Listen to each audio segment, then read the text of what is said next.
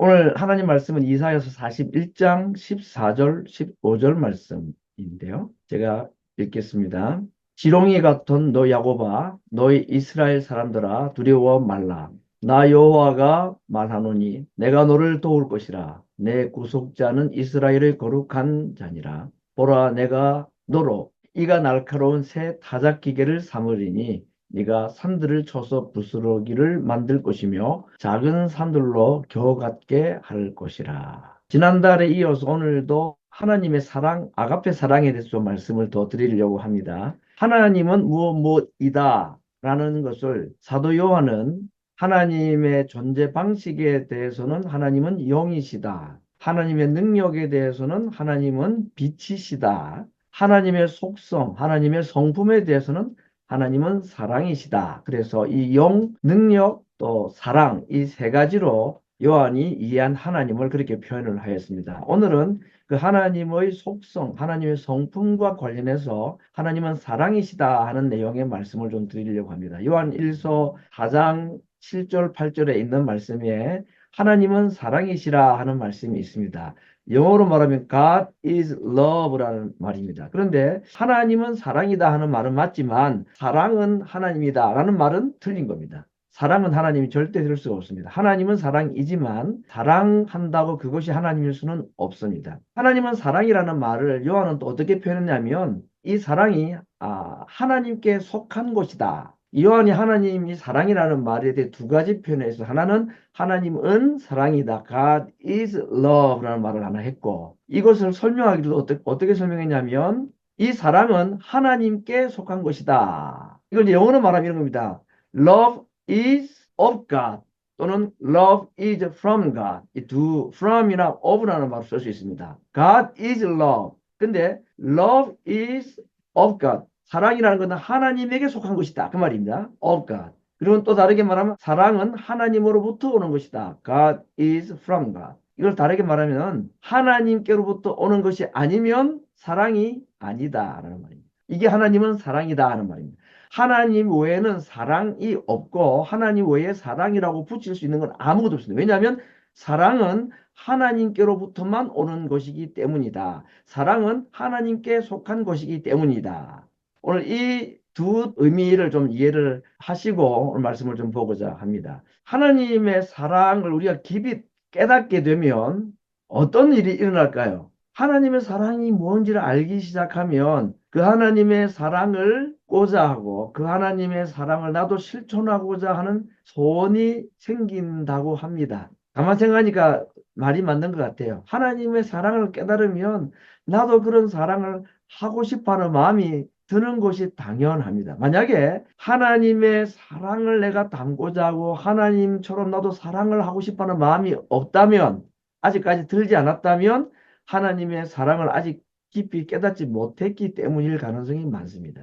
여러분 하나님의 사랑은요 우리에게 감동만 주는 것이 아니라 우리로 하여금 그렇게 살게 하는 이상한 힘이 있는 겁니다. 이게 하나님의 사랑이라는 것인데 그렇게 우리가 하나님의 사랑을 알고 깨달아서 나도 그렇게 사랑을 해보고자 하는 마음을 막 가지게 되면 비슷한 흉내를 내게 되고 그 하나님을 향하여서 내가 그 하나님의 사랑을 실천하고자 막 이렇게 열심히 마음의 소원을 품게 되고 이렇게 하면 하나님께서 어떻게 하시는지 아세요?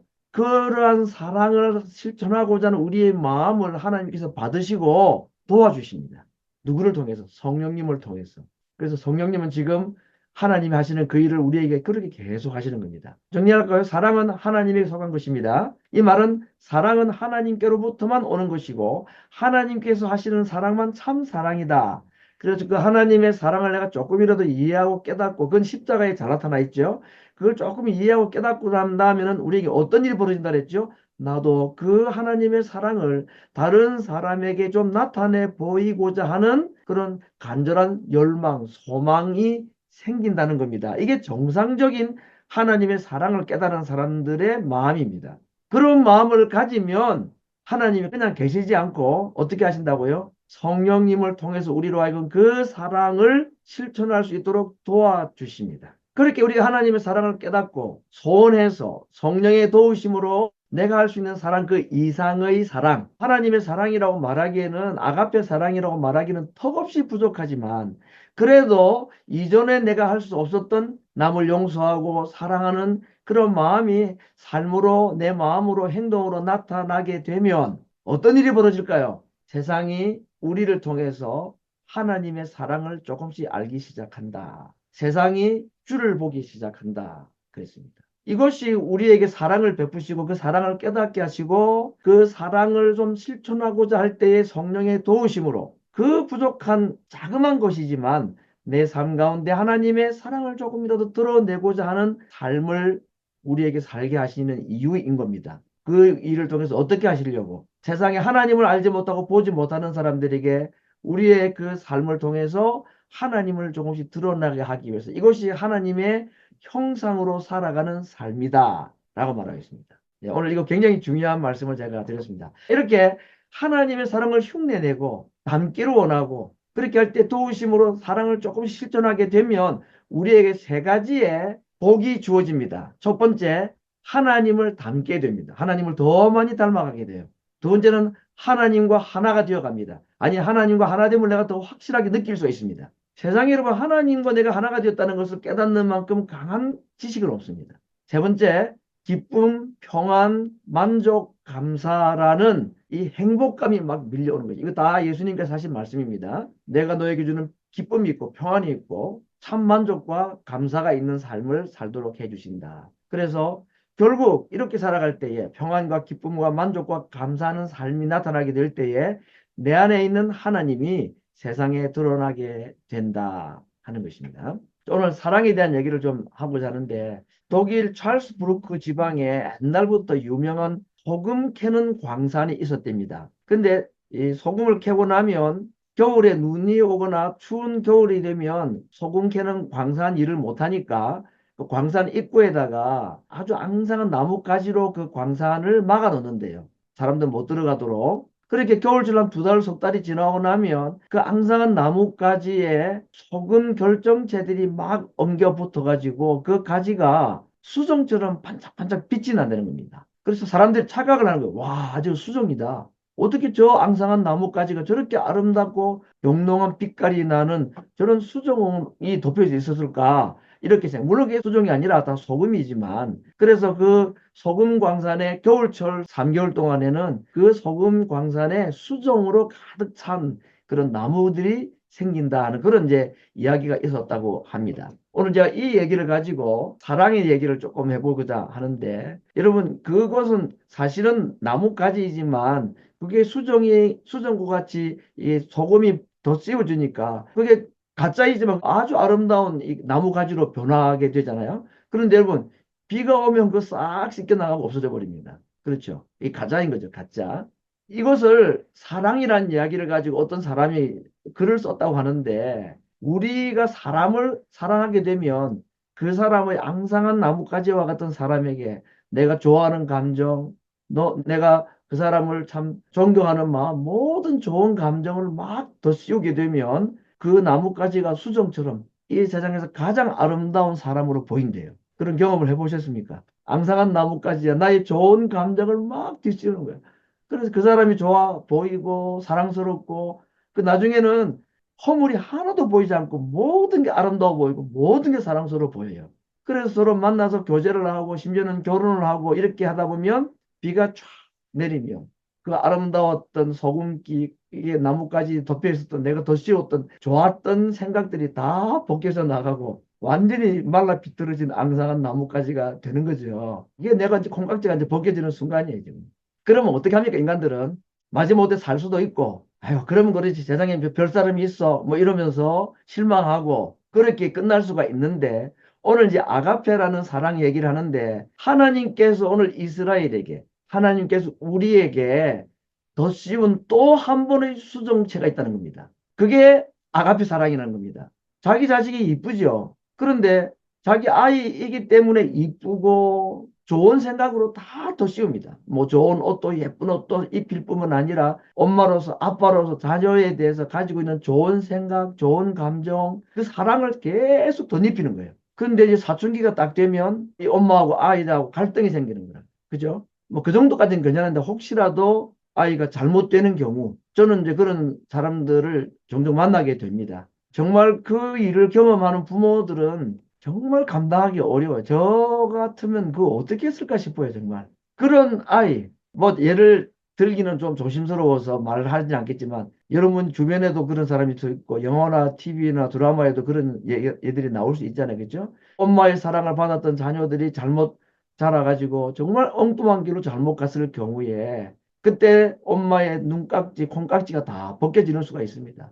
그 아이에게 덧씌웠던 사랑, 좋은 감정, 이것이 그냥 다 벗겨져 망가져 버리는 경우. 그런데 남녀의 사랑은 비가 오면 소금이 다 그냥 녹아버리면요. 그냥 앙상한 나뭇가지만 서로 보게 되는데 부모와 자녀는 그게 다 벗겨지지가 않아요. 벗겨질 수도 없는 거죠. 그죠? 여기 이제 부모도 계시고 아직 부모가 아닌 우리 친구들도 있는데 부모가 되어보면 알아요. 이게 무슨 말인지. 부모 안 되어봐도 부모의 사랑이 어떤 건지가 조금은 알겠지만 되어보면 더 많이 알게 되는데 그건 정말 부모가 아니면 절대로 알 수 없고 할 수 없는 그 사랑이라는 게 있습니다.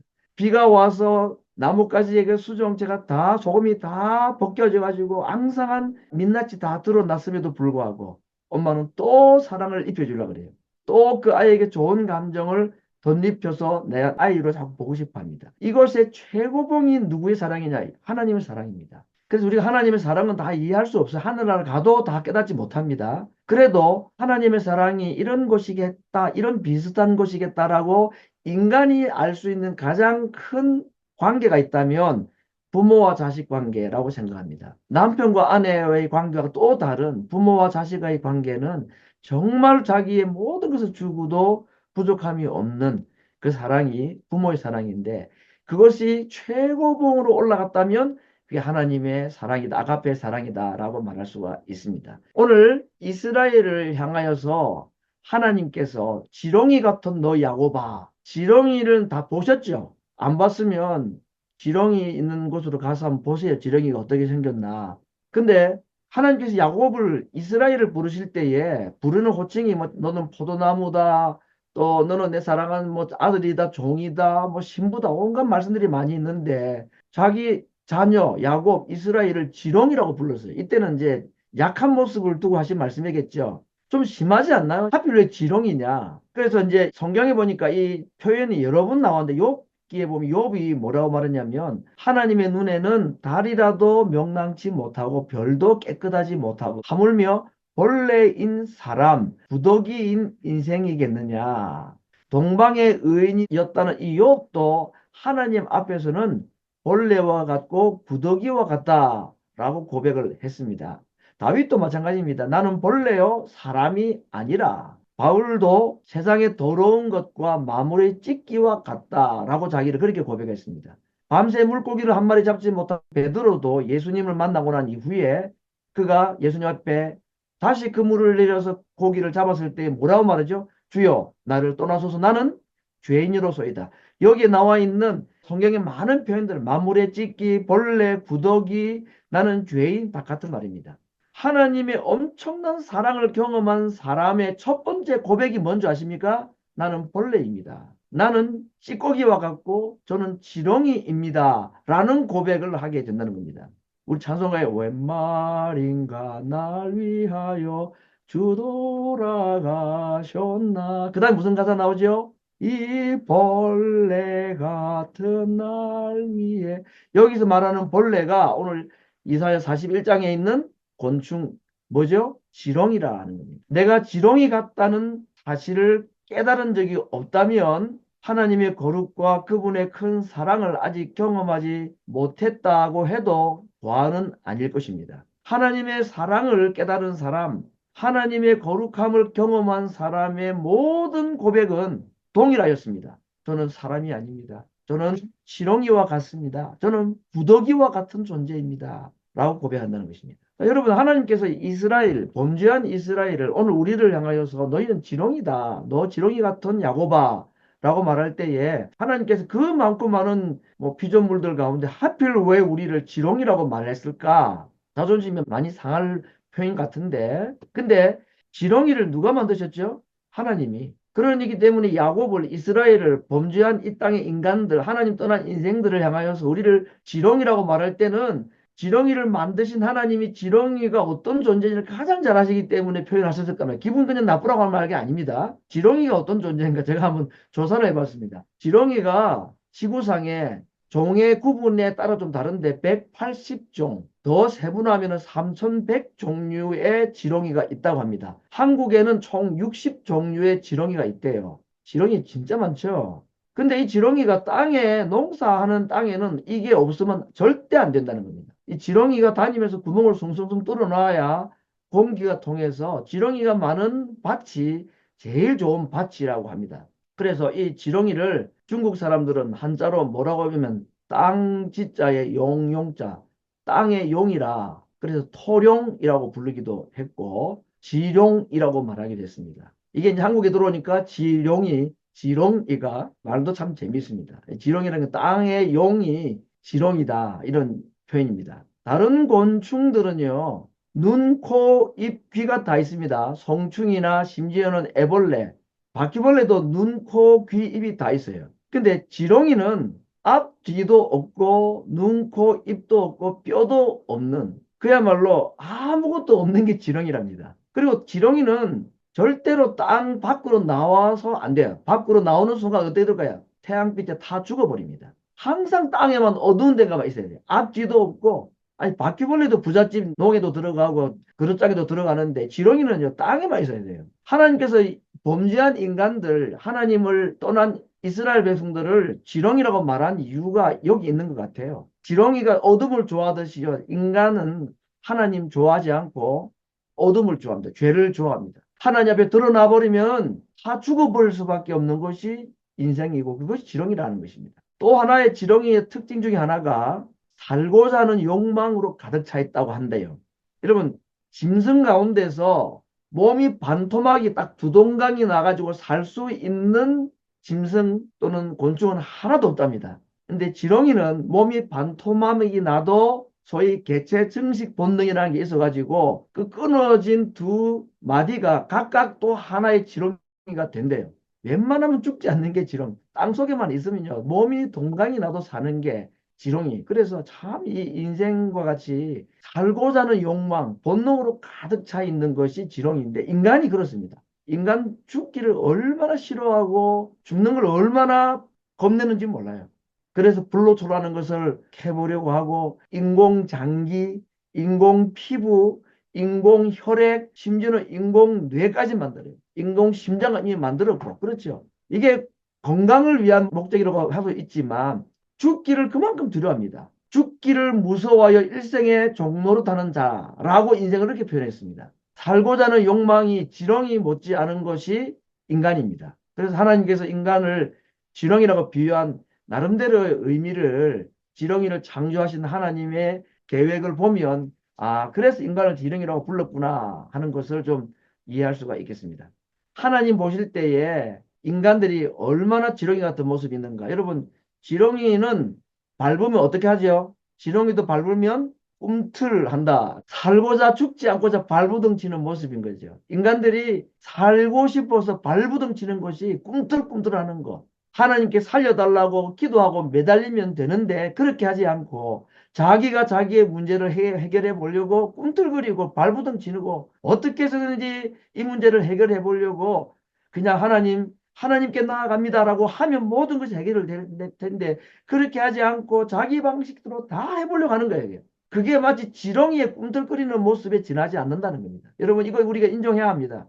우리의 인생에 여러 가지 많은 어려움이나 환경을 만날 때에 하나님 저는 지렁이입니다. 그냥 두 손 들고 주님 앞에 나아가서 십자가를 붙들고 주님 도와달라고 기도를 하면 되는데 지렁이 같은 인생들이 그렇게 안 하려고 합니다. 계속 어두운 곳으로만 찾아가고 어둠으로만 찾아가고 밟으면 꿈틀꿈틀하고 살려달라고 하나님께 매달리기보다는 자기가 스스로 살아보고자 하는 이게 인간 아닙니까? 이게 지렁이 같은 인간이 아닙니까?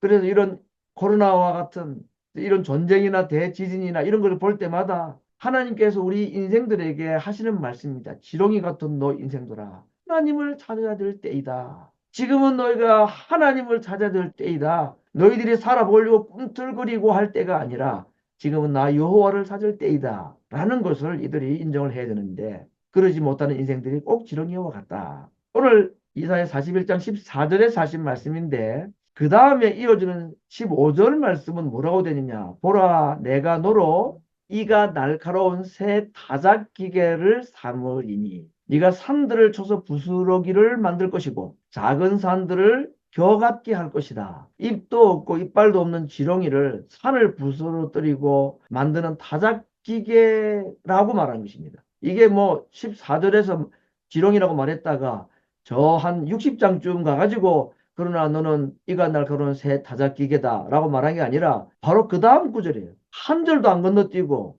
지렁이라고 했더니 그 지렁이 뭐 이제는 너가 날카로운 타작기계가 되어서 산을 부스러뜨리고 산들을 다 갈아엎을 타작기계다. 도대체 지렁이에게 무슨 일이 일어났길래 타작기계로 하나님이 만드신다고 하시는가? 도대체 이 사이에 무슨 일이 있었던가? 이사야 41장 9절과 10절 말씀을 제가 읽어드리겠습니다. 이사야 41장 9절 10절 때문에 지렁이가 타작기계가 되었다는 겁니다. 내가 이 땅 끝에서부터 너를 붙들며 땅 모퉁이에서부터 너를 부르고 내게 이르기를 너는 나의 종이라 내가 너를 택하고 실어버리지 아니하였다 하였노라. 두려워 말라 내가 너와 함께함이니라. 놀라지 말라 나는 네 하나님이 됨이니라. 내가 너를 굳세게 하리라. 참으로 너를 도와주리라.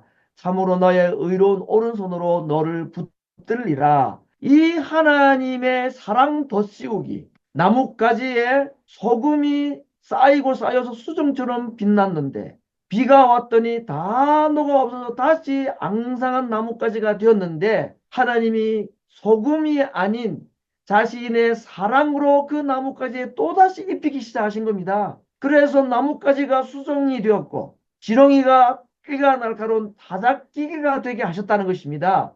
내가 너를 땅 끝에서부터 부르고 모퉁이에서부터 불렀다. 내가 너를 종이라고 택하고 실어버리지 아니하였다 라고 말하는 것입니다. 그러므로 두려워하지 말아라. 내가 너와 함께 할 것이고 내가 너의 하나님이 될 것이기 때문에 내가 너를 굳세게 하고 너를 내가 도와줄 것이고 지렁이 같은 너를 타작기계로 만들 것이고 앙상한 나뭇가지를 나의 아가페 사랑을 덧입히고 덧입혀서 너를 화려한 보석으로 내가 만들겠다 라고 말하는 것입니다.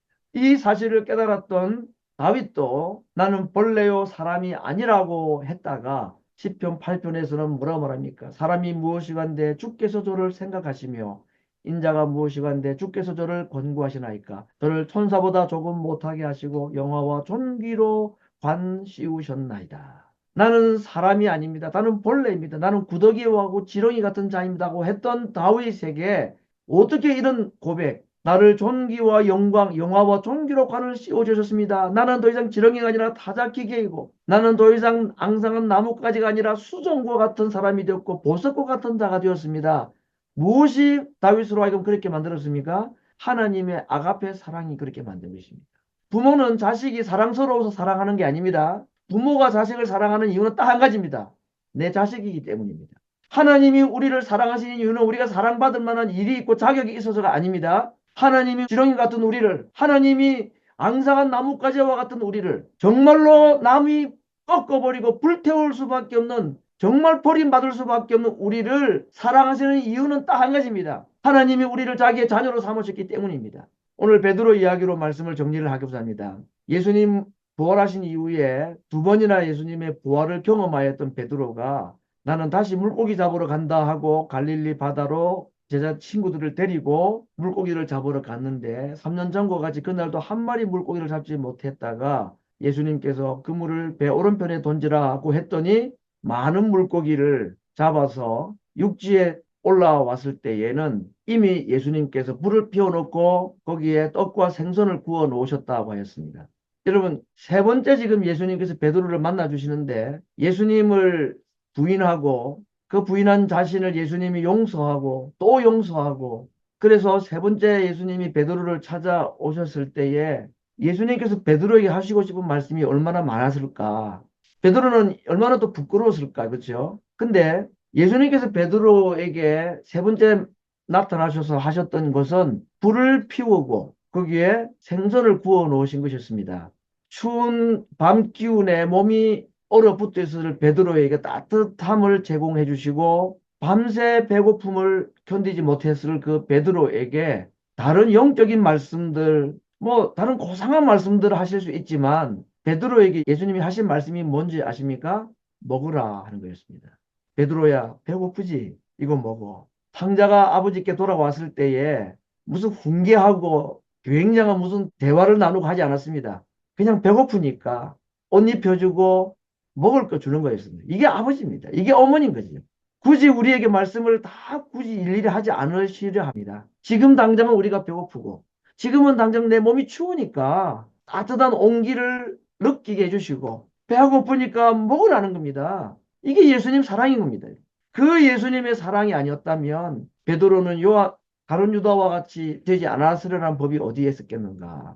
오늘 이 베드로와 예수님의 세 번째 요한복음에 나타난 말씀을 가지고 아가페 사랑이 나를 나뭇가지가 아닌 수정으로 지렁이가 아닌 타작 기계로 만들어 주셨다는 이야기를 좀 정리를 하고자 합니다. 그날 예수님께서 베드로에게 하시는 말씀은 이것입니다. 너가 나를 사랑하느냐? 이 말은 너가 나를 사랑하지 않느냐?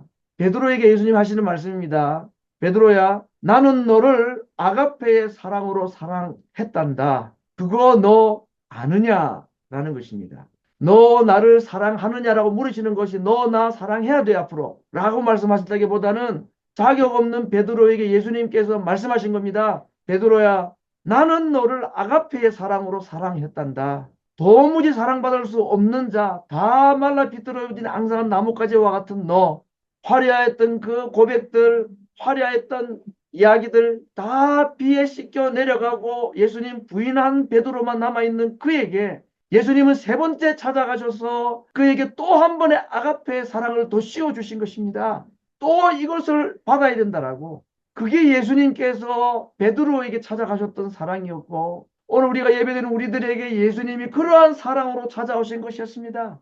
열심히 주님을 사랑하고 열심히 예수님 믿고 할 때에 우리에게 베푸신 사랑도 있었겠지만 정말 베드로와 같이 형편없는 모습으로 범죄하고 주님 모른다고 부인하고 스스로 포기하며 살아갔을 그때에 정말 하나님 앞에 나오기 부끄럽고 창피한 나의 모습이다 할지라도 사람들 앞에 교회 앞에 성도들 앞에 나타난 나의 모습과 가정에서 나의 모습 나의 혼자의 산날 공간에서 나의 모습은 너무나 달라서 모든 것을 아시는 하나님 앞에 지렁이와 같은 모습이고 말라 비틀어진 나뭇가지에 불과한 나의 모습임에도 불구하고 주님은 나를 찾아오셔서 오늘도 나에게 아가페의 사랑, 자격 없는 자에게 베푸시는 하나님만이 하실 수 있는 그 사랑을 또 우리에게 입혀주시고 또 한꺼풀 입혀주셔서 오늘 우리가 이 자리에 나오게 된 것입니다. 요한의 아들 시몬아, 네가 나를 사랑하느냐? 이 말은 오늘 우리에게 이렇게 주님이 말씀하신다고 볼 수 있습니다. 아무개의 딸 아무개야, 내가 너를 아가페의 사랑, 불같은 사랑, 죽음보다 강한 사랑으로 너를 사랑한 것을 너는 아느냐? 아무개의 아들 아무개야, 나는 너를 이러한 아가페 사랑으로 지금까지도 사랑하고 있다는 것을 너는 아느냐? 오늘 이곳에서 예배드리는 성도들아, 너희들은 나의 이러한 사랑을 받고 살아온 자라는 사실을 너희들은 아느냐라고 물으시는 것입니다. 베드로가 고백하기를 내가 주를 사랑한 줄을 주께서 아시나이다. 제가 주님의 그 사랑을 받은 자라는 사실을 제가 압니다라는 고백인 것입니다. 욥기 40장 10절에 하나님께서 욥에게 하신 말씀이 있습니다. 꾸지람하듯이 하신 말씀인데요. 너는 위엄과 존귀로 스스로 꾸미며 영광과 화미로, 개역 개정판에서는 영화로 스스로 입을지어다 라고 말씀했습니다. 하나님께서 우리에게 위엄과 존귀와 영광과 영화로 계속해서 더 씌워주는 것입니다. 자격이 있어서가 아니라 아들이기 때문에, 자격이 있어서가 아니라 우리가 그분의 딸이기 때문에 자격은 우리에게 보석으로 입히시고 아가페 사랑을 계속해서 공급해 주셔서 오늘 우리로 하여금 하나님 앞에 나오게 하신 것입니다. 요한의 아들 시몬아, 너는 이러한 사랑을 나로부터 받았다는 사실을 너는 알고 있느냐? 이 질문 똑같은 말씀으로 오늘 우리에게 주시는 주님의 음성으로 듣기를 바랍니다. 사랑하는 나의 자녀들아, 너희가 이러한 사랑을 받았다는 것 너희는 알고 있느냐? 라고 물으십니다. 우리의 대답은 무엇이어야 하겠습니까? 주님, 앙상한 나뭇가지와 같은 저에게 수정같이 만들어주신 것 당신의 사랑 때문이며 우리를 지렁이 같은 나를 타작기계와 같은 자로 만들어 주신 것도 당신의 아가페의 사랑 때문이었습니다. 실패하지 아니하시고 나에게 베푸신 사랑 때문이었습니다. 오늘도 이 사실 잊지 않게 하시고 오늘도 주님 앞에 나온 저희들 이 아가페 사랑으로 또 한 번 덧입혀 주시는 은혜를 누리게 하여 주셔서 나도 그 사랑 담고 싶어 하고 조금이라도 실천하고 싶어 할 때에 성령님 통해서 나를 도와주셔서 나에게도 이러한 사랑이 나타나고 그래서 이제는 저의 삶을 통하여서 세상이 주를 볼 수 있는 하나님의 형상으로 살아갈 수 있도록 하여 주옵소서. 하나님은 사랑이시고 사랑은 하나님께로부터 온 것이고 사랑은 하나님께만 속한 것이라고 그랬습니다. 오늘 그 사랑을 받은 우리들이 그러한 믿음으로 그러한 고백으로 하나님 앞에 나아가는 이 시간이 되기를 바랍니다.